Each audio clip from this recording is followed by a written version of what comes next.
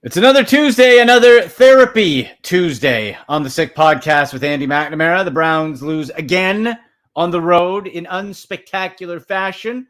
We'll talk about that and also the Ken Dorsey offense. Is it time for Kevin Stefanski to give up play calling? I'll have a guest on who knows that Dorsey offense very well, and we'll get to the fantasy football scenarios and waiver wire ads that you need to know entering Week 5. Let's get to the show. Turn up your volume. Because you're about to listen to The Sick Podcast with Andy McNamara, the sickest Cleveland Browns podcast. Chubb runs, he's to the 10, 15, he's to the 20, 25, 30, 35, 40, 45, 50. There goes Chubb, he's to the 30, 20, 10, 5, touchdown, Shabba-lubba hub. It's gonna be sick. Hello, everybody. Yes. Another Therapy Tuesday. We're back on the couch. We got the notepad out to scribble our thoughts about another disappointing Browns loss. This time, 20-16 in Las Vegas. Oh, by the way, kids, that easy part of the schedule we were also excited about because, the last part is going to be really hard. That's just about done. Oh, and those Washington Commanders who are playing next week look pretty damn good. Can I get Jaden Daniels, please? That's a franchise quarterback. That's a dynamic guy. That's somebody you're excited about. They're popping up 35 points. Browns cannot reach 20 points. They can't reach 20 points for an offense that is totaling $174 million, which is around fourth in the NFL. Can't get 20 points. Absolutely mind-boggling. Make sure you click subscribe to the show. Click notifications on. I'm pissed off, people. So click notifications. Get the subscription. Give old Andy a smile, will you? Please. This is tough being a Browns fan, as you know, watching this show. We're together, though. We're going to get through it. We're going to get it all out.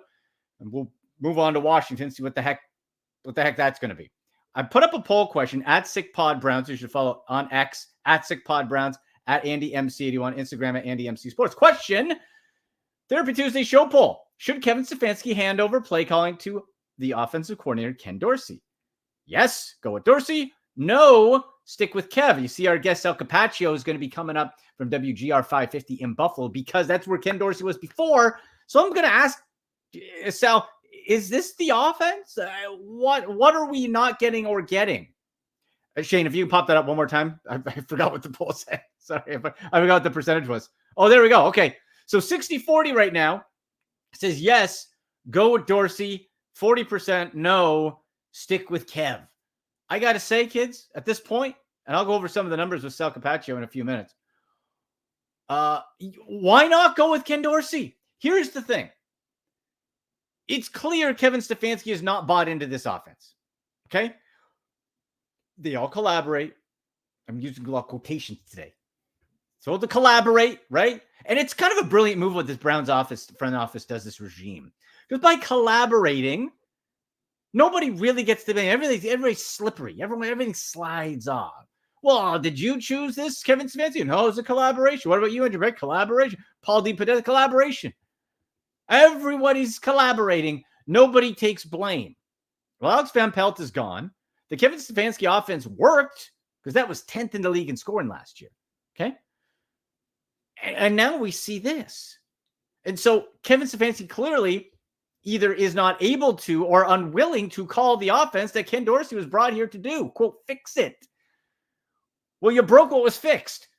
And so my thinking is, why the hell not put Ken Dorsey in? Hey, man, you know what? You were brought in here because your offense worked with Cam Newton, which, come to think of it, are we looking at an ancient offense plan now? Cam Newton hadn't played for a while.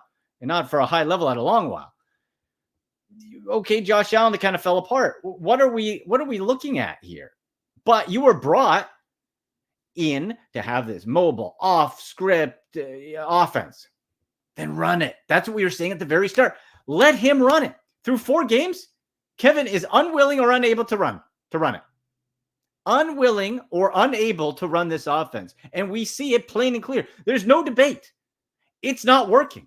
You can make excuses for the offensive line and this and that. DeJuan Jones. By the way, I'm hearing, guys, that DeJuan Jones is 400 pounds.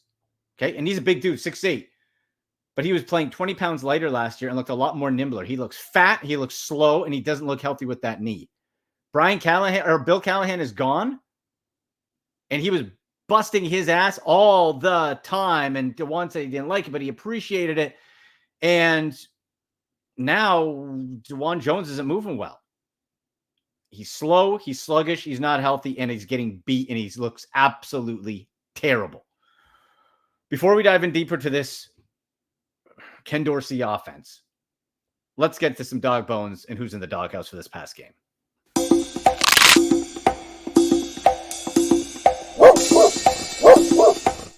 All right, lots of doghouse, but dog bone. Can I get some love for Myles Garrett, please? I know we expect him to be great, and that's what he's paid for, and he's the reigning defensive player of the year. But my God, Myles Garrett is busting his butt, and he is doing a phenomenal job. 2 sacks for Myles Garrett. You get 2 dog bones, brother. Myles Garrett is showing up and showing out with 4 lower body injuries. 4! Both feet, an Achilles, and a knee. And this dude's getting me 2 sacks. Dog bone to Myles Garrett. That guy is showing up by example. The rest of the defensive line, I have no idea. Quentin Jefferson, wasn't he brought in to help penetrate the pocket? Help get that interior push? Well, I saw Christian Wilkinson do a good job who the Browns originally wanted. Jefferson, is he even on the stat sheet here? I'm just looking. One tackle. 1 tackle for Quentin Jefferson. Zadarius Smith, I don't know where he is. JOK, phenomenal as always. Grant Delpit, I thought, had a real nice game.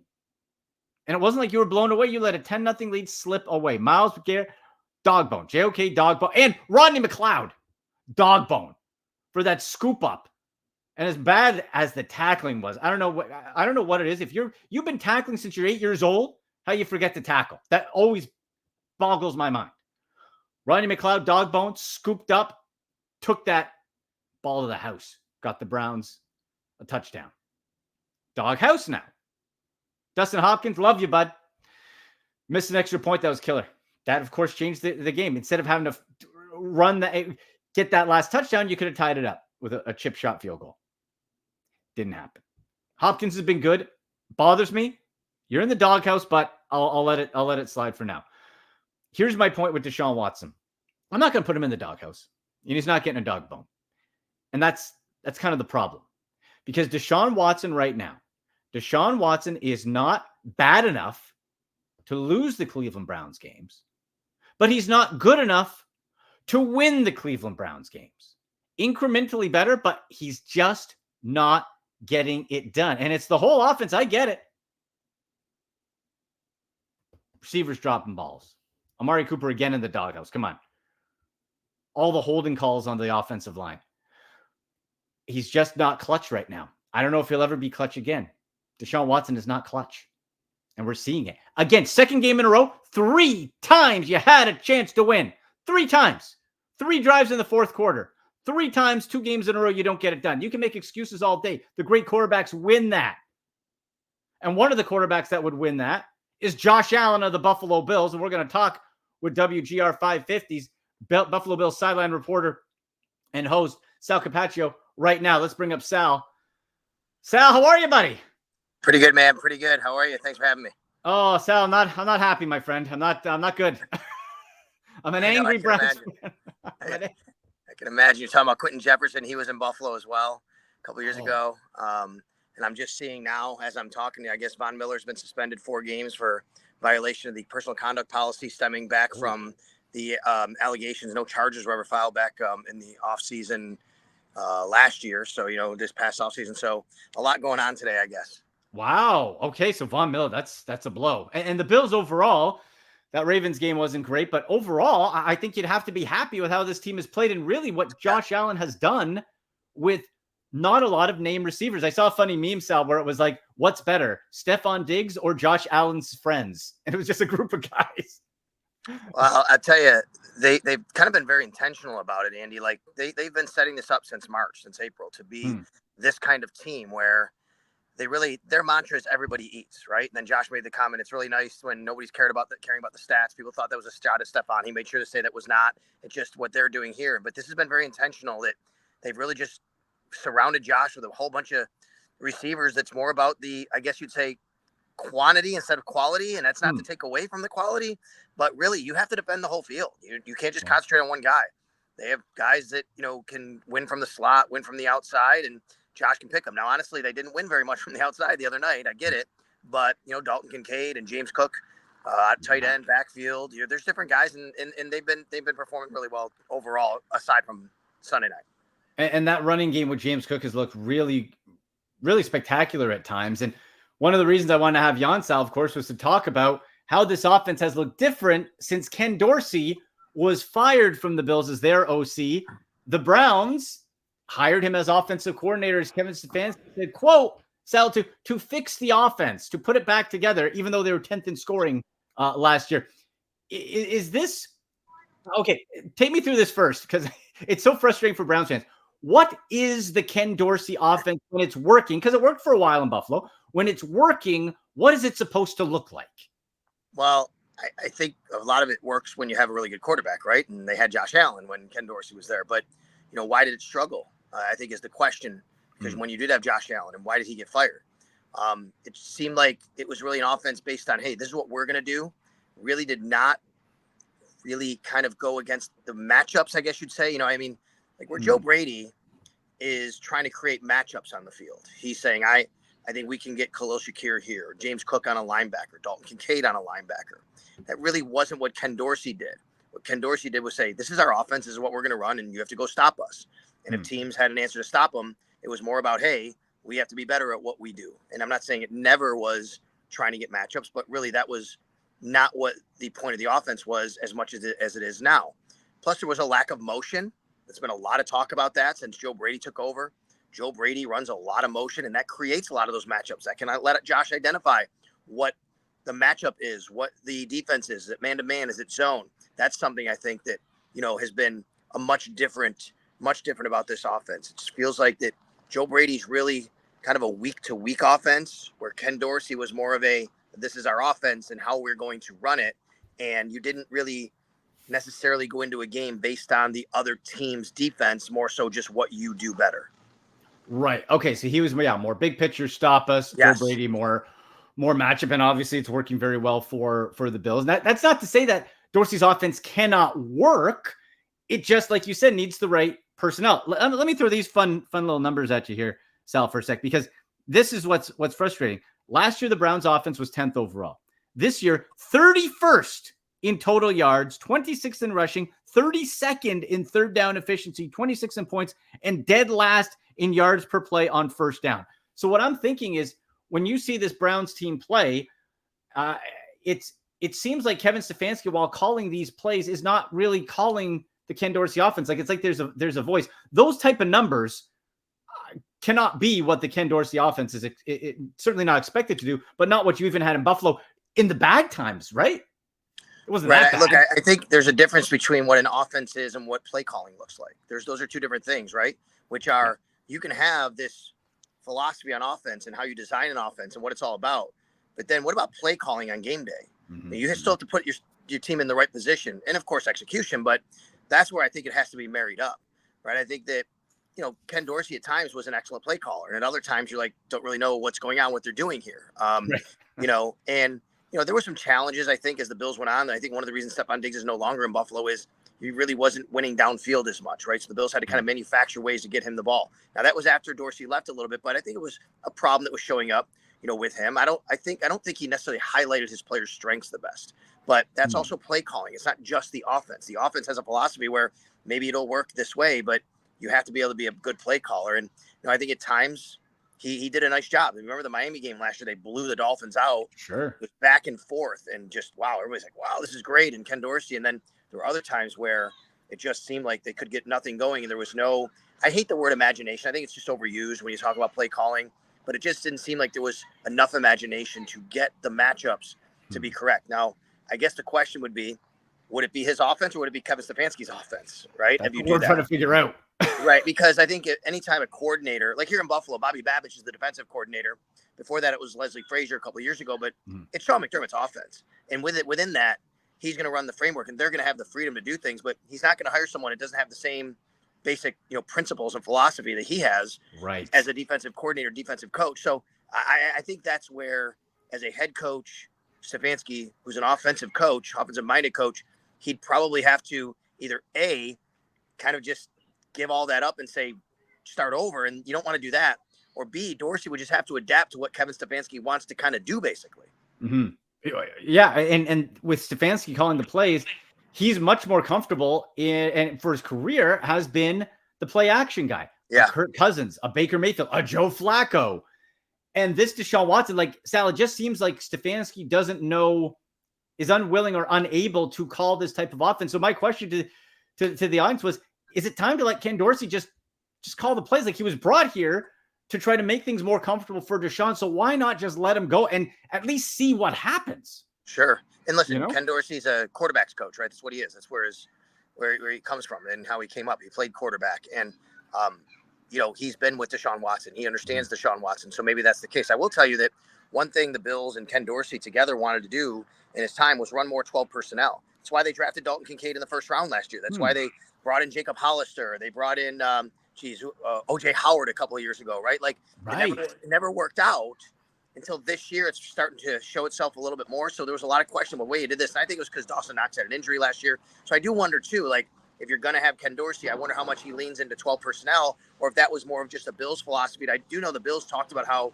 when Dorsey and Bean and McDermott were all in Carolina together, overlapping a little bit here and there, when those, Bean talked a lot about how they had, Greg Olsen and Jeremy Shockey together, and how that was a tough matchup, and they kind of wanted to replicate that a little bit. So I do wonder if that's something maybe the Browns would lean a little bit more into. That's very interesting, because the two tight ends was something Stefanski has leaned on heavily in his play calling. So that's very interesting, because hearing from the outside from Dorsey coming in and what we sort of were able to glean or hear was like, he just likes this 5 wide and go. But that double offense, that double tight end is very interesting. I think at times, you'll see that. And that's when, like I said, sometimes it was a little bit more matchup based, but mostly it was, hey, we're going to do what we do. But I do think they wanted to run more 12 last year. They just couldn't get to it a lot because of, the injury to, Dalton Kincaid was a rookie, so it took him a little while. And then once he kind of got his feet under him, Dawson Knox got hurt, so he was out. So it really wasn't something they were able to do as much as they wanted. They also, last year with Ken Dorsey, they signed Damian Harris to be kind of more of a power goal line back. He gets hurt early in the season. So I do think there were circumstances that he kind of had to go away from, things that they probably planned on doing. But look, that's the job. People get injured in this league, right? It happens. And that's the job of an offensive coordinator, to have plans in place when things like that happen. Definitely. And last one for you here, Sal, because you got a high-profile flag football game to get to in just a couple minutes. Yeah. So let's look real quick at the AFC East and the AFC as a whole. Just the weirdest year so far across the NFL. I think NFC-wise, that conference is completely wide open. But the AFC East, the Bills certainly in control. The Patriots are done. Without Tua, looks like the Dolphins are done. What about the Jets with Aaron Rodgers? Because they put up nothing and got beat by the Broncos last week. Are the Jets the closest competition? Are Bills fans, are they a real threat to that division? I think they'd be a threat if they could play at their ceiling every week, but they don't, right? No. I think the magic of the Bills over the last really 4 years winning the division, but going back to Sean McDermott's time when he started here, is their consistency. The Bills are just a very consistent team. They're a very consistent organization, and they're going to be there. They're going to, even if when they, obviously Sunday night was not a good game. But Andy, they held up until Sunday night, believe it or not. I don't know if you know this. The Bills held the NFL record. They had a consecutive streak going of like 49 games of not losing by more than one score. I mean, think about that. It's incredible. The last time the Bills lost by more than one score before this week was 3 years ago. Like, that's consistency. So either they're winning or they're in a close game and losing. And that's not the Jets, right? I mean, maybe the Jets can play close games, but the Jets' ceiling is up here and their floor is so down that you never know what you're going to get. And I'm not convinced of that offensive line. I think Aaron Rodgers got beat up a lot last week. He actually seemed more mobile to me the last few weeks than I thought he'd be, but he has to be mobile because he's running around because they can't protect him. I know, right? So, and I don't think at the end of the day, the Jets will be there. Look, they got to go to London and play the Minnesota Vikings in that defense. And then you come back from London. I think it's tougher to play when you come back from London than when we go in there sometimes because of the time change. And then they get the Bills on Monday night. So I just don't think the Jets will be there at the end. But certainly if they were able to play at their ceiling, on a more consistent basis. I think the Jets could be a threat because I think they're talented enough. They certainly on offense, boy. Interesting with the Buffalo, not losing by more than one score. It's a good looking team. The consistency is there, and you know what? Barring disaster, they're going to win the AFC East. The wild cards, how those shakeouts going to be very interesting. Sal, you're the best, man. Tell people where they can follow you on Twitter, because even if you're a Browns fan, Sal brings the heat and is great. Like I follow you. I love the content you bring anyway. So tell people where they can find you. Well, thank you. I appreciate that. I mean, we are Lake Erie brothers, no doubt about it. That's right. And, although I am a Yankee fan, Starry Guardians fans over there, boy. so we'll see what happens. Okay. Hey, listen, at Sal Sports, of course, and you can find me wherever on social at Sal Sports. We got a lot of shows like this on the YouTube page at Sal Sports, and of course on Twitter and X and on the Odyssey app. Awesome, buddy. Thank you so much. Enjoy the game. You got it. Thank you. Thank you. There you go. Sal Capaccio from WGR 550 in Buffalo, a Buffalo Bills sideline reporter and host. Sal's the best. I don't know about you, Browns fans. I thought that was fascinating with the Ken Dorsey side. I had not heard at all. I hadn't read it. I hadn't heard it. I hadn't seen anyone talk about it on video. That Ken Dorsey likes, at least in Buffalo, wanted to have the 2 tight ends, like the 12 personnel. That was Stefanski's MO. That's why I remember the joke where they have like 10 tight ends. Well, that's peculiar because the Browns got rid of him. You got rid of Harrison Bryant. You had David Njoku. Jordan Akins is, he's just a guy at this point, right? Catch a couple balls. You had to bring up Whiteheart. Give Blake Whiteheart a dog bone too. Gets a touchdown for the Browns. Nice little bit. Jeff Swaim off the practice squad.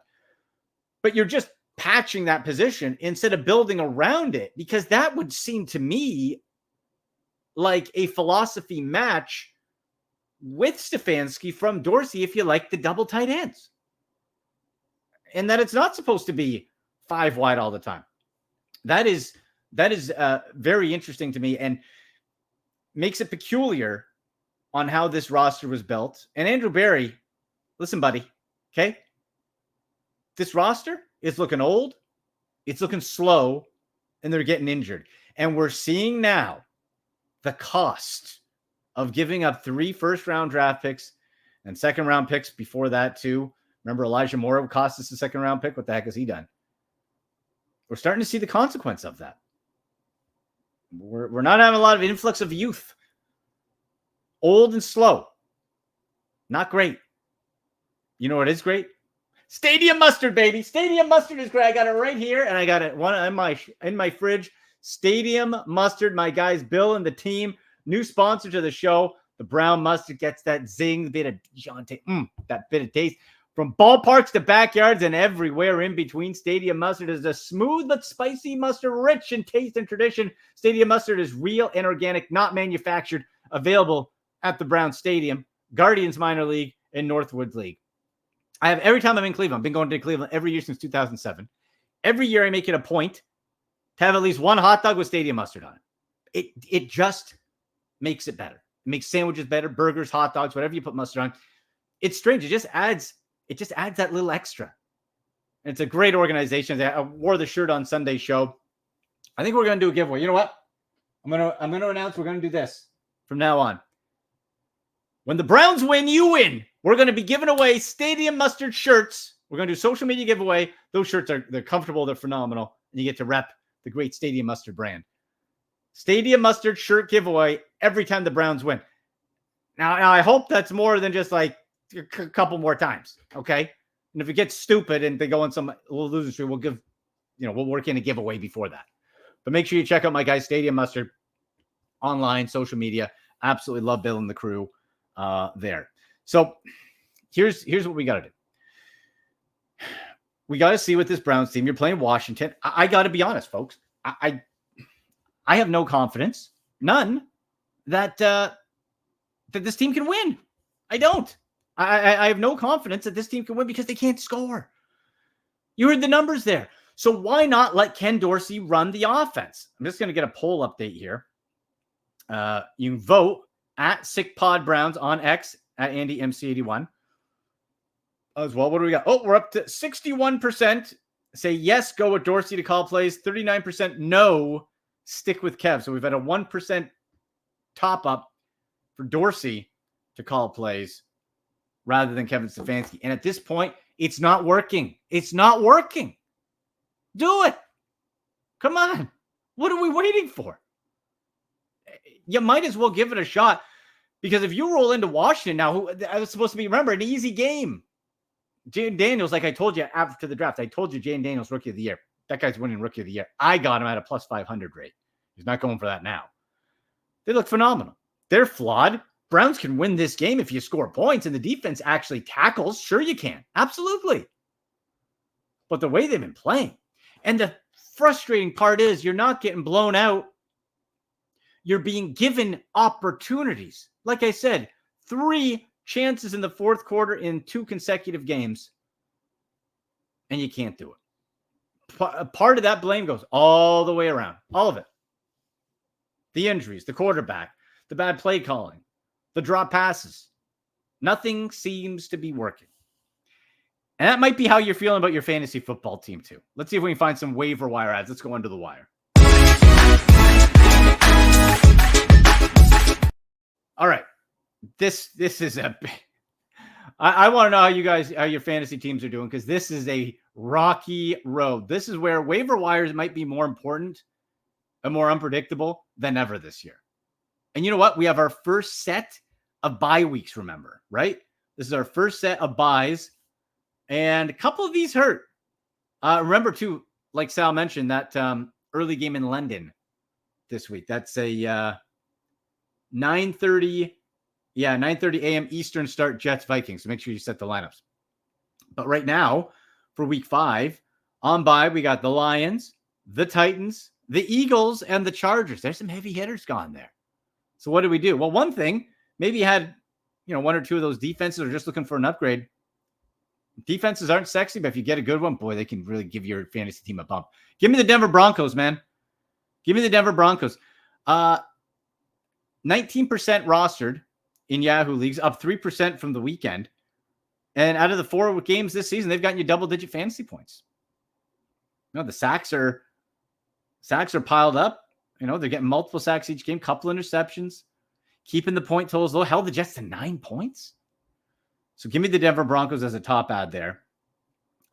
Quarterback-wise, Andy Dalton gave you like 16 something. I still maintain Geno Smith. Like, he had a great game on Monday night. He got you 20 something, right? But he'll usually get you 17, 18 fantasy points. Geno Smith's right there. He's right there. Baker Mayfield again if he's staying, or if he's available. One of the top ads this week, and I want to get him, but I'm not convinced he'll make that big of an impact. Trey Sermon. I hope he does. Ohio State Buckeye. 1% rostered in ESPN leagues. 1% rostered. Backup for the Colts, because it looks like Jonathan Taylor is going to be missing time. Not IR, doesn't sound like, but he's going to be missing time. So what do? We're going to take the San Francisco 49ers strategy, next man up. And if you have Joe Flacco in there, Anthony Richardson, it's an oblique. Does he play? Does he not? Tough to say. Trey Sermon, I think, has a better chance to produce if Joe Flacco's in there, because then you can really get to the play. We know what that looked like with the Browns. The play action, the running game has to work, and Trey Sermon will get top dibs on touches. So Trey Sermon, right up there. You just when you get him, you just have to be, set your expectations depending who plays quarterback. Wide receiver ads here. Wan'Dale Robinson and Dontavian Wicks are 2 of the top ads expected to be on the waiver wire. 26% ownership for Robinson, 14% for Wicks. If you're in bye week trouble, I get it. They're better than not having a 4th, WR4 guy who's not going to catch any balls. But on the Giants offense, it's Daniel Jones and Malik Neighbors. Robinson can pop, and we saw him do it. But not super reliable. Dontavian Wicks, I think this is Jane Reed's offense still. Now, Christian Watson looks like he's going to be headed to the IR. So there is an opportunity there, but you still have Romeo Doubs. Wicks has had more targets, more snaps than Doubs, so he's there. You also have to work in on the tight end side to pick up Tucker Kraft. 9 targets, 6 receptions. The problem, again, with Kraft, like any tight end this year in fantasy, If you look at the numbers before that, he had like 3 catches each week, and then he went off one. Yeah. Are you going to be that much better than sticking with Colby Parkinson or Mike Gesicki or Zach Ertz? You're probably going to need a tight end because Sam Laporte is on bye. David Njoku for the Browns is going to be practicing this week. Doubtful that he'll be playing. And even if he does, I wouldn't start him. I don't think he'd be that effective straight up. Another ad, speculative. If he's sitting there, how do you feel about Nick Chubb being activated to be able to practice? His 21-day window is open. I hear people like, oh, get Nick Chubb in there. Look, I would be shocked if Nick Chubb doesn't take that full 21 days and we're not seeing him play week 7, which, by the way, is the game I'm going to be down to. So selfishly, I hope that's what I hope. Stay nice and healthy. Imagine the Browns need a win. They squeak out a couple in the meantime, right? They need a win. Home crowd. And Nick Chubb comes running out of the tunnel. Oh, I'm going to be there. I hope that's the case. That place will go absolutely bananas against the Bengals, and they need a boost for sure. So a speculative ad, if Nick Chubb's sitting there, you can grab me and still put him on the IR. David Njoku's still going to be a little bit away. Again, Kraft probably for the tight ends, but man, you're just stuck. Yeah, that's pretty much it. How about Darnell Mooney? Now, I try to keep with under the wire, under 50%, and he's just there. 47% ownership. Darnell Mooney with the Falcons. He was a gadget guy forever and didn't do much with Chicago. But Darnell Mooney has kind of quietly become a go-to. Right? And you have Drake London, certainly more so than Kyle Pitts. Kyle Pitts, I'm not going to drop him. But I got him on like 3 of my 6 fantasy teams. He's doing nothing. It's terrible. I think I'm not drafted. He's on my no draft list if he doesn't pick it up going forward. I can't trust him. I thought with better quarterback play, Kyle Pitts might be able to jump up. No, we're not seeing it. But we are seeing it from Darnell Mooney. So Darnell Mooney, if you can get him, I would definitely grab him. And I told you about this guy last week. He was at 6% ownership last week, now up to 14% still there. Xavier Legette for the Panthers with Andy Dalton. As long as Andy Dalton is the quarterback, Legette, I expected him to pop, and he did. I'm going to pull up his – I got him, I think, 2 of my teams. Let me just see. Yeah, so check this. So with old Bryce Young – doing nothing. 7.5 fantasy points, nothing, 6.2. With Andy Dalton, 19.6 fantasy points in PPR, 10 targets, 6 receptions, 66 yards, and a touchdown, and carried the ball twice for 10 yards. So what does that tell us?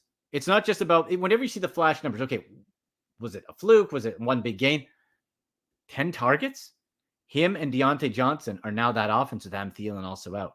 Xavier Legette is a must add. I would actually put him as my top wide receiver. Definitely, I'd put him over Josh Downs is a hot pickup this week. I put him over Wicks. I put him over Robinson for sure. Downs is doing all right. Certainly more. I don't get why he's being worked in more than Adonai Mitchell. It's frustrating, but he's okay. Alexander Madison with the Raiders, 32% ownership. You're in a full committee there, or a duo. He's more dynamic. He burned the Browns a bit, but didn't slam them for fantasy numbers. But if you're tight on running backs, maybe that's the option. Looks like Kareem Hunt is the play in Kansas City after Carson Steele fumbled the ball. Pirine Vulture to touchdown. Again, you're in that trio. Maybe it turns into more of a duo with Hunt. So you can add Hunt in there and kind of go from there, right? Like, would I play Andy Dalton versus Chicago this week if I'm in trouble? Chicago defense is pretty good. Dalton came down a bit, but he had a drop touchdown. That could have really popped for him. We're still going Jordan Mason.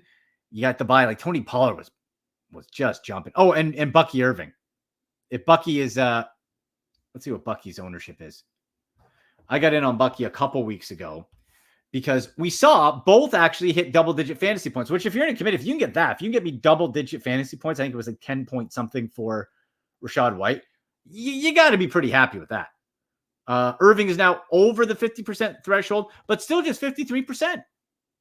And he's hit double digits 2 weeks in a row, had a touchdown last week. Rushing attempts 9 and 10, had 7 the week before. Pretty consistent, 9, 7, 9, 10. Low yardage, only a couple catches. So it's not like he's taking over, but he's more explosive and he's getting the touches. And you're playing Atlanta. That's not a bad matchup. Get him and Bake Show going.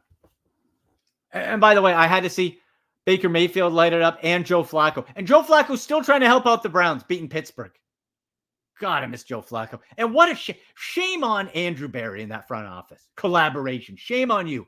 You didn't re-sign Joe Flacco, who wanted to come back, because you thought Deshaun Watson couldn't handle it. That's a decision about one guy, not 53 guys on that roster. You're telling me Joe Flacco wasn't and isn't the better quarterback option? Look, I get it.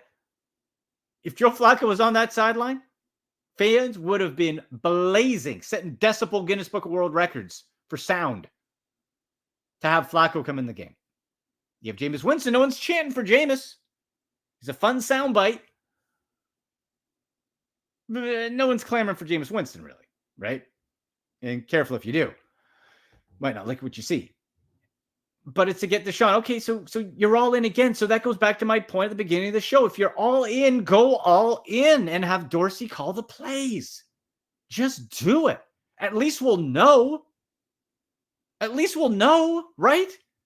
Like, let me see what it's supposed to be. If I'm Stefanski, hey, Dorsey, you're here. Brought in. I had to fire my guys. All right. Go. Showtime. Do it. Let's see what you got, kid. See what you got, Dorsey. Give him a couple games. 4 games for Stefanski, terrible. F. F grade for play call. F. Injuries, drop. Yeah, he can't catch the ball. I know. Overall, though, the results have been terrible. You went from his offense, which was a top 10, to this. So you're not calling it. Let Dorsey give it a try. Give him a few games. If it works, we're off and running. If it's not, the season's over, and then we start watching more college football. And what a shame. After bottoming out, after all that 1-31, to get all those draft picks, to get all that collateral, to build. We're told we're going to build sustainable success, and we're back here, and we're on the verge of talking draft again. 8 years later from 2016. Shame. Shame on Paul DePodesta and that front office for putting us in that situation. And Jimmy Haslam for forcing Andrew Berry to go make that deal. Because if you saw the faces of Andrew Berry and Kevin Stefanski at that press conference with Deshaun Watson, the trade was announced, you could tell they didn't make that trade. So shame on you, Jimmy. You put this fan base through hell. Now you better try to go fix it. And not be prideful, and not these Ivy League brainiacs thinking, oh, we're smarter than everybody else, so we're going to keep going. We're going to prove that trade for Deshaun Watson. Look, I'm not keeping score, man. If it didn't work, bench him and try to make something work like last year. Let Stefanski cook. But Andrew Berry isn't giving him the ingredients. Super frustrating. Oh, boy, kids. You know what? Early betting stuff. If we go to the DraftKings Sportsbook, something popped out to me. This Atlanta Buccaneers game in Atlanta it's catching my eye a bit. And this one, that's their Thursday nighter. Yeah. I'm liking some anytime touchdowns here. Okay. And when we're looking at anytime touchdowns, you know what the home for anytime touchdowns is? It's the DraftKings Sportsbook, right? TD, Tutty, in for 6. Touchdowns matter more at DraftKings Sportsbook, an official sportsbook partner of the NFL. We don't care how they score them. We want to bet on touchdowns. And DraftKings Sportsbook is delivering. Ready to place your first bet? Try betting on something simple like a player to score a touchdown. Go to the DraftKings Sportsbook app. Make your pick, such as you look Bucky Irving we just talked about. Anytime touchdown score for the Thursday night game versus the Bucs, plus 155 is the payout for Bucky Irving. Mike Evans, plus 115. You can pick first touchdown score, anytime, someone to have 2. The anytime touchdown stuff is really cool. And the touchdown scoring, all at DraftKings. You go to the DraftKings Sportsbook, make your pick. And remember, too, that when you're ready to do that touchdown dance, that you get to do it with bonus cash. You get to do it with $200 in bonus bets instantly when you bet $5 using code 6sports. You go to the DraftKings Sportsbook app, new customers, 6sports, $5 bet gets you $200 in bonus bets instantly. Score big with DraftKings Sportsbook, the number one place to bet touchdowns. Download the Sportsbook app and use code 6sports. That's code 6sports for new customers to get $200 in bonus bets when you bet just $5 only at the DraftKings Sportsbook. The crown is yours. Gambling problem? Call 1-800-GAMBLER. In New York, call 877-8-HOPE-NY or text HOPE-NY 467-369. In Connecticut, help is available for problem gambling. Call 888-789-7777 or visit ccpg.org. Please play responsibly on behalf of Boot Hill Casino and Resort in Kansas. 21 and over. Age and eligibility varies by jurisdiction. Void in Ontario. Bonus bets expire 168 hours after issuance. For additional terms and responsible gaming resources, see dkng.co/ftball. There you go, folks. I'm just looking one more game for that, or touchdown play for that Bucks Falcons Thursday nighter. I was talking about Darnell Mooney. Anytime touchdown plus 225. That's not bad. I might do a Bucky Darnell. See what we can do there. You got Mike Evans plus 115. Where's Godwin? Godwin's plus 155, and he's been one of Baker's go-to. I think that'll be a fun game. Buccaneers and Falcons. I'll torture myself and watch Baker Mayfield play well on Thursday night. That's what I'll do. All right. Vote on the poll at SickPod Browns, at AndyMC81 on X on Twitter. Give us a follow there on Instagram and TikTok at AndyMC Sports. Click notifications on, subscribe, leave comments. Let me know. Do you want Ken Dorsey to call plays? That's the poll question. Go vote on X at SickPod Browns. Leave the comments in the chat or on social media. Or stick with Kev. I say go with Dorsey. You're last in so many categories that are near the bottom on offense. Why not do it? I say go with Dorsey. What say you? Thanks so much to Sal Capaccio from WGR 550 to tell us about what this Ken Dorsey offense looked like. If you missed that, go back and listen to what that Dorsey offense could be and what it was at times in Buffalo. Very interesting. For producer Shane, I'm Andy McNamara. You've been watching the Sick Podcast. As always, go Browns.